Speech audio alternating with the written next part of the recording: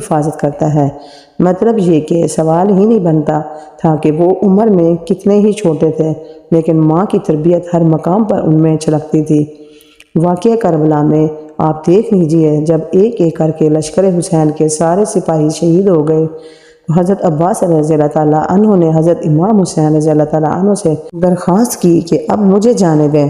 حضرت امام حسین رضی اللہ تعالیٰ عنہ نے ان سے تلواریں لے لیں اور ان سے کہا کہ عباس، بس تم پانی لے کے آؤ۔ آپ رضی اللہ تعالیٰ عنہ جب پانی لینے کے لیے دریائے فرات پر گئے تو وہاں پر یزیدی لشکر نے آپ پر حملہ کر دیا اور ان کے دونوں بازو کاٹ دیے۔ یہ وہی بازو تھے جنہوں نے حضرت امام حسین رضی اللہ تعالیٰ عنہ کی حفاظت کرنی تھی۔